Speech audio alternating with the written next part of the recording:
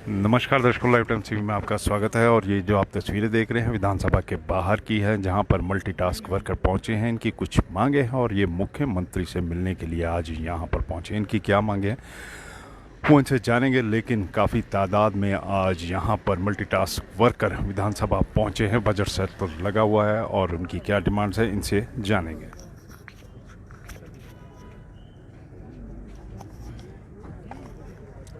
तो सबसे पहले आप अपना नाम। सर मेरा नाम बबलू है। अब बबलू जी, आज काफ़ी तादाद में आप यहाँ पर पहुँचे हैं, क्या आपकी डिमांड्स है? किन डिमांड्स को लेकर आज आप विधानसभा पहुँचे? जी सर, बहुत बहुत धन्यवाद सर। सर हम अपनी डिमांड को लेके आए हैं। तो हमारी डिमांड जो है, पहले तो फर्स्ट ऑफ ऑल ये है कि भाई हमारे को बहुत कम वेतन में ही काम करना पड़ता है। 4500 मात्र हमारा महीने का जो मिलता है हमारे को। तो हमारी जो है डेली वेज के लिए मांग हुई थी। हम धर्मशाला भी गए थे सदन के दौरान उधर, तो उधर हमें आश्वासन मिला था कि एक बार आप सीएम साहब ने हमें बोला था कि एक बार आप हमारे से शिमला आके मिलो। तो इसीलिए हम यहाँ आए हैं और अपनी मांगों को लेकर अंदर जा रहे हैं। और हमारा जो एप्लीकेशन जो भी है फाइल अंदर गई है, तो शायद सीएम साहब का यहाँ आना होगा थोड़ी देर में, तो हम उनसे अपनी डिमांड रखेंगे। हमारा डेली वेज का है कि हमारे को जो न्यूनतम दिहाड़ी है जो भी सरकार के द्वारा निर्धारित की गई है वो कम से कम हमें मिले, क्योंकि हमें 8 घंटे काम करना पड़ता है और बहुत ही कठिनाइयों से गुजरना पड़ता है। आजकल बर्फ़ गिरी है तो बर्फ़ भी साफ़ कर रहे हैं, बारिश होती है, सब चीज़ें से हमें सामना करना पड़ता है। तो इसलिए हम यहाँ आए आज। आपको क्या लगता है, जिस तरह से आप पहले भी यहाँ पर मिल चुके हैं मुख्यमंत्री से, आज एक बार फिर पहुँचे हैं, क्या सरकार आपकी सुनेगी? इस पर कुछ गौर किया जाएगा? सर सुनने का तो पूरा है कि आश्वासन तो यही मिल रहे हैं कि आपके लिए कुछ कर रहे हैं, लेकिन क्या कर रहे हैं लेकिन ये नहीं आ रहा समझ। लेकिन इसीलिए हम आज आए हैं आज, तो हो सकता है आज कुछ हमारे लिए हो। और अगर आज भी आश्वासन मिला तो सर दूसरी बात दोबारा कोशिश करेंगे, कोशिश के अलावा हम कर भी क्या सकते हैं। कितने लोग हैं जो आप सर 5000 के आसपास हम सभी MTW लगे हैं PWD में, पूरे हिमाचल प्रदेश में। क्या क्या काम आप लोग करते हैं? सर सभी तरीके से काम करने पड़ते हैं। गेंती चलानी पड़ती है, बेलचा चलाना पड़ता है, हेम्बर चलाने पड़ते हैं, झाड़ियाँ हैं, सब चीज़ें करनी पड़ती है। ऑल ओवर काम कराते हैं हमारे से। सरकार तो जो है लंबे समय से आश्वासन ही दे रहे हैं कि अगर अब भी बात नहीं बनती है तो आगामी समय में कोई बड़ा आंदोलन आप लोग करेंगे या कोई इस तरह की रणनीति? नहीं सर, हमारा शांतिपूर्वक से ही और शांति के ही योगदान करते हैं हम, और शांति से ही सारी चीज़ें करेंगे। आगे भी कुछ ऐसा कोई आंदोलन का हमारा कुछ है नहीं, लेकिन ऐसा कि अगर सरकार हमारे लिए सोचती है तो अच्छी बात है। अगर पता है सरकार को कि हम बहुत सारी कठिनाइयों के साथ गुजरते हैं, तो सरकार को हमारे बारे में सोचना चाहिए। वैसे कोई और बात करेगा? आप अपना नाम। मेरा नाम हेमराज है, मैं भी मंडी से हूँ और थोड़ा डिवीजन का अध्यक्ष हूँ। हमारी मांग जैसे कि इन्होंने बताया बिल्कुल सेम है। हम लगातार 8 घंटे करते हैं दिन में काम, तो सुबह से लेकर शाम हो जाती है। और हमारी जो ड्यूटी है, मैं अपनी बात बताऊं तो मैं जो है किराए के मकान में रह रहा हूं। हमारा घर पुंडोह में है, शिवाबदार में, और मैं ड्यूटी करता हूं पनारसा में, जो कि लगभग 50 किलोमीटर दूर है। सरकारी जो बस का किराया है वो एक साल का 93 रुपीज़ है। तो अगर किराए में मिला जाए तो 186 रुपये बनता है हमारा किराया। तो ये तो हमारे दिहाड़ी से ऊपर लग रहा है, तो इसलिए हम वहाँ पर रूम लेकर बैठे हैं। और मेरा तो सरकार से निवेदन है कि जो हमारा डेपुटेशन है उसको घर के नियर बाई करे। और पुंडोह अब जो हमारा सब डिवीज़न है पुंडोह में भी खुल गया है, तो या तो वहाँ के लिए कुछ हमारे लिए करें। और सरकार से हमारी मांग रहेगी न्यूनतम वेजेस की, जो भी हमारा 8 घंटे का जो हिसाब से हमारे को पैसे दिए जाएँ, और हमारे लिए पॉलिसी का भी निर्माण किया जाए। आपका नाम क्या है? मेरा नाम जयप्रदा है। जयप्रदा जी, कहाँ से हैं? मैं मंडी जिला से हूँ। मंडी जिला से है। आज आप यहाँ पर विधानसभा पहुँचे, इससे पहले भी आ चुके हैं, काफ़ी जी। बार मुख्यमंत्री से मिल चुके हैं। क्या लगता है कि इस बार आपकी मुख्यमंत्री सुनेंगे? लगता तो यही है, और हम चाहते भी है कि हमारे मतलब जो हमें डेली वेज किया जाए, क्योंकि इतने कम खर्चे में हमारा कुछ भी नहीं हो पा रहा है।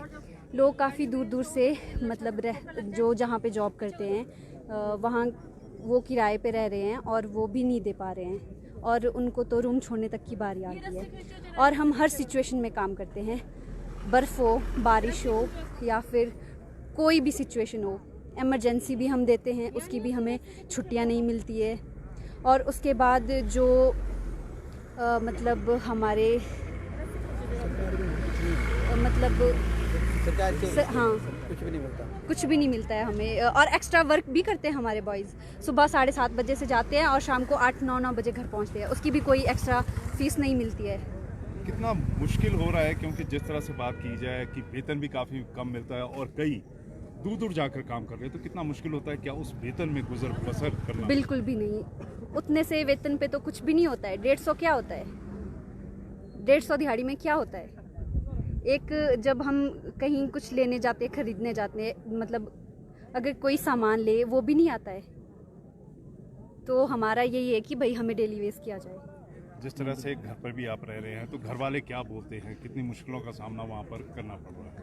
घर वाले तो बोलते हैं कि भाई हाँ जो है जाओ जहाँ, मतलब जैसे अपनी मांगे रखो जहाँ जा रहे हो तुम, मतलब सीएम साहब से, और हम भी यही आशा करते हैं कि वो हमारे बारे में सोचेंगे। अगर नहीं सोचा फिर क्या? फिर हम फिर से आएंगे, फिर से अपनी मांगे बताएंगे, जब तक पूरी नहीं होती हम आते रहेंगे।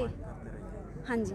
और तो नहीं सर ये बोलना चाहिए थोड़ा सा करवा। आपका क्या नाम है? सर ललित कुमार, सुंदरनगर डिवीजन से हूँ सर। ललित कुमार जी, जिस तरह से आप यहाँ पर एक बार फिर पहुँचे हैं, क्या लगता है आपको? सर पूरे 5000 मल्टीटास्क वर्कर जो है वो हमने जो है अपने धर्मशाला में भी सीएम साहब से बात रखी थी। आश्वासन तो इन्होंने हमारे को सीएम साहब जी ने दिया है कि आप एक बारी बजट से पहले हमारे साथ मिल लेना। अब यही उम्मीद के साथ हम सारे लोग यहाँ पर आए कि सीएम साहब हमारे को डेली वेज की कर दें जल्दी से जल्दी। नहीं तो सर हमने तो वहाँ भी बोला था कि हमारी कंडीशन इतनी ख़राब हो चुकी है कि अगर आर्थिक ये जो वित्तीय आपदा हुई थी पहले बरसात के टाइम, उसके बाद अगर कोई भी अगर सबसे बड़ी समस्या है तो वो मल्टीटास्क वर्कर की समस्या है। क्योंकि सर हमारे अब जो जिस उम्र में हमने घर वालों के लिए जो है एक सहारा होना था, उस उम्र में अब घर वाले हमारे हम डिपेंड हो गए पूरी तरह से घर वालों के ऊपर, तो हम बोझ बनकर रह गए। अभी मैं अपनी एक पर्सनल घर की बात बताता हूँ, तो मेरे पास एक मेरी छोटी सी नेफ्यू आती है, वो मुझसे मांगती है कि 50 रुपये दे दीजिए अंकल जी मेरे को। तो मैं शर्मिंदा था, मेरे पास नहीं थे सर, और मैंने उसको यही बोलकर टाल दिया कि बेटा मैं जब नेक्स्ट टाइम सैलरी मिलेगी तो मैं आपको इसका डबल दे दूंगा। तो सर हम अपनी ही नज़रों में शर्मिंदा हो रहे हैं। तो यहाँ तक कि 30-40 किलोमीटर दूर जाना पड़ रहा है हमारे को, तो उसका किराया 60-60, 70-70 रुपये, तो हमारे को इसमें बच कुछ नहीं रहा है। यहाँ तक कि सब्जियों, दाल और तेल के पैसे भी नहीं हो पा रहे।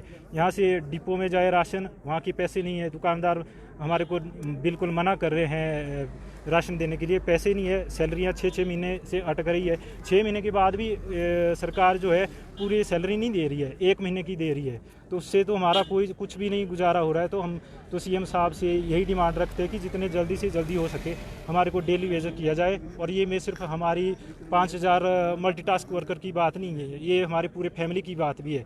फैमिलियाँ भी सर हमारे से जुड़ी हुई है। इसी उम्मीद के साथ हम यहाँ पे आए कि सीएम साहब हमारे लिए पॉजिटिव ही रिस्पांस देंगे और डेली वेज हमारी जो है डिमांड रहेगी। बहुत बहुत शुक्रिया। बाकी क्या नाम है? दलीप दिलीप जी, कहाँ से? रोड से। जिस तरह से यहाँ पर जी। आपके सहयोगी, आपके जी। साथी साथी ने भी बोला कि जी। अब आप लोग कहीं ना कहीं घर वालों पर बोझ बन गए, बिल्कुल बिल्कुल।